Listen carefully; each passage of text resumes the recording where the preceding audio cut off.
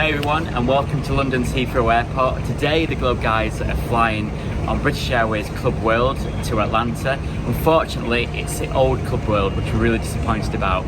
However, in the last few days, British Airways has gone back to its pre-COVID levels of Club World service. So we're looking forward to this flight.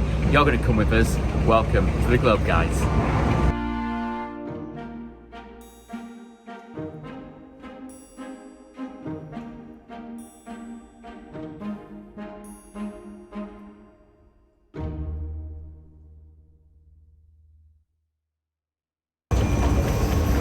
So what we're interested in is actually how long does it actually take for the service from the starter to the dessert?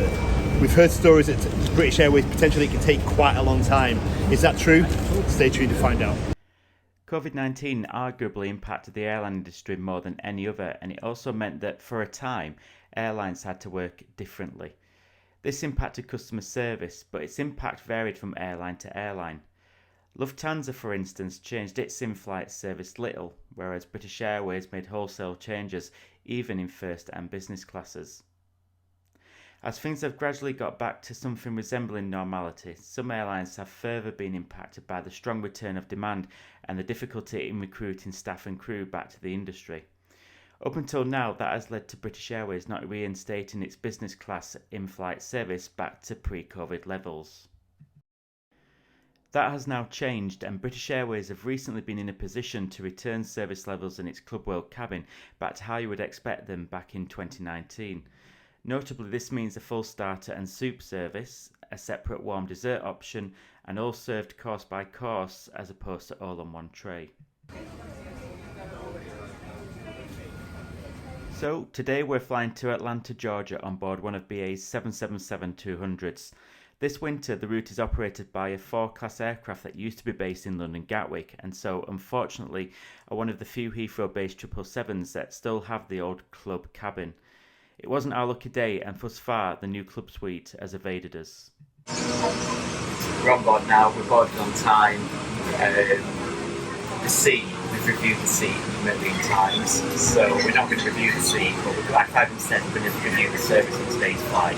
But in the meantime, we're just waiting for takeoff, and I'm going to look outside at this amazing ending.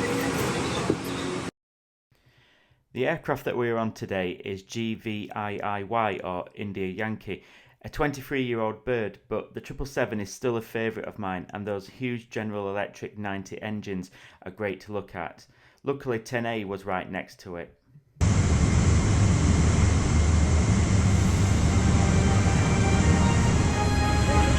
Cabin crew, doors 2 on, back in the cross check.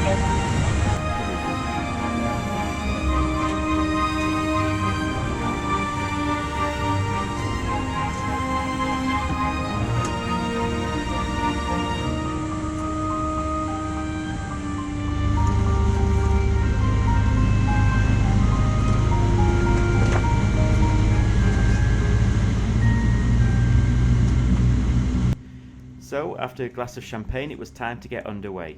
We departed Terminal 5's Gate B44 25 minutes late, and we headed for one of Heathrow's westerly facing runways, taking off towards Windsor a few minutes before 4 p.m.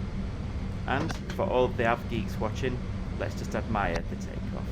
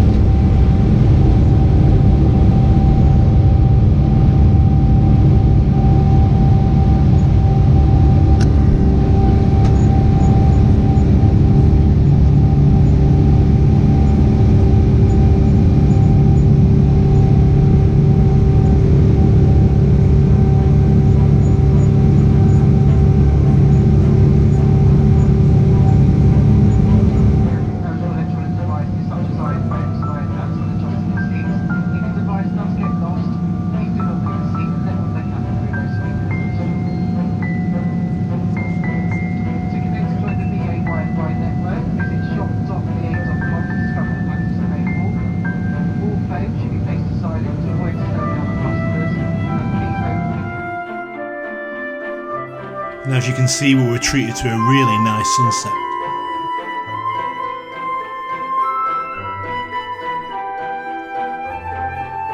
So let's take a look at today's Club World menu. 20 minutes after takeoff, we were served our drink along with some nuts. It would have been a nice touch if the nuts were warm and presented in a dish, but the presentation of BA's Club World drinks these days is very nice. The crystal-like glasses are also a nice touch. BA's spirit selection didn't seem particularly large, but we both wanted gin, and luckily we both got well catered for. Ryan had an aviation gin and tonic, and I had a gin zing. Less than 50 minutes after takeoff, we were served our starters, and today our meal choices were identical. The roasted cauliflower soup was really tasty, even with a splash of red wine that accidentally made its way into the bowl. We also had a roasted sweet potato salad that was really fresh and tasty as well. We both also opted for a Chilean Pinot Noir, which is one of my favourite reds. Exactly 20 minutes later, it was time for the main event. Slow roasted short ribber beef. Now this was really tasty. The meat just melted in the mouth. Delicious. BA's always done a good job with desserts in the past, but with the stripped back service, this was one of the areas that suffered, but not any longer. This warm chocolate pudding was absolutely amazing and probably the best dessert I've ever tasted in the air. Well done, BA. The meal service was complete well under 2 hours after takeoff, which is good going for a transatlantic daytime flight. They seem to have it nailed. Another tick. So, this is the old Club World C, and as we said, we've reviewed it before, so we won't go over old ground. We all know its downfalls, and yes, it's outdated, but it still has its plus points. The window seats are actually pretty private, for example, and whilst you normally have to step over someone to get to the aisle, it wasn't a full cabin today, and so I didn't have to. The aircraft also has updated in-flight screens. The screens are still very small for business class, but the resolution was great. I watched a couple of movies. And I watched the map, played some games, and watched the short historical British Airways films which play on the golden era of air travel. This might not be the best business class cabin in the sky, but the beds are reasonably comfortable, and the bedding from the White Company that were introduced a few years ago are a great upgrade. I certainly managed to get a few hours sleep anyway. Speaking of the White Company, they also provided a amenity kit. And by the way, does anyone actually use the socks that you get in these kits? Leave your comments below. The crew on today's flight were professional and friendly enough, if not particularly personable, and around 9 minutes before landing, they were ready to serve the light meal. The choice was either a quiche or a barbecue chicken focaccia. Again, we opted for the same choice, the barbecue chicken, and it was pretty nice. It was served warm and the bread tasted fresh. On the subject of bread, the sandwich was served with a side portion of bread, which seems a little strange when serving a sandwich.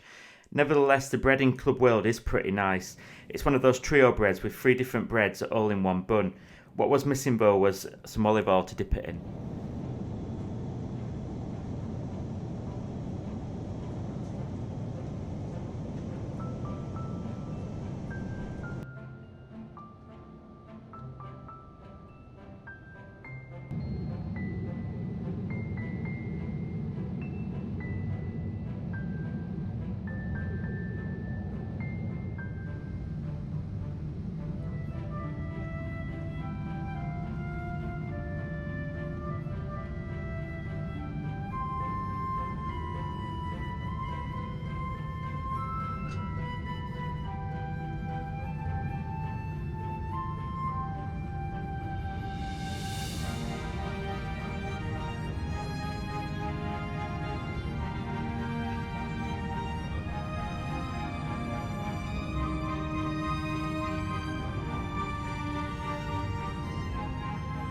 Before we knew it, we were descending into a misty and wet Atlanta, hence the views of the approach weren't exactly fantastic. But what did we think about the British Airways Club World service? Well, first of all, it's fantastic to see a return to pre-COVID service. It's a long time coming, particularly at BA. We didn't experience any delays due to these service level improvements, so the cabin wasn't full today. Each element of service was executed promptly, it didn't feel rushed, and it certainly wasn't slow. It therefore turns out these concerns were unfounded in our case. The food itself was very good, the soup was tasty, the beef was amazing, bearing in mind that beef can be difficult to cook or get right on a plane. Oh, and don't forget the chocolate pudding. It was all well presented too. Well, a very warm welcome to you at that time. The local time here now is 8 o'clock in the evening. Ladies and We gentlemen, unfortunately didn't have the opportunity to sample the new Club World Suite today. However, you can't help but think that with the rollout of that hard product combined with the service that we received today, that BA has the best world business class in Europe. But what do you think? Let us know in the comments below. We hope that you've enjoyed this review, and remember that you can subscribe to our channel for a lot more travel content just like this. We're the Globe Guys, and we thank you for watching. See you next time.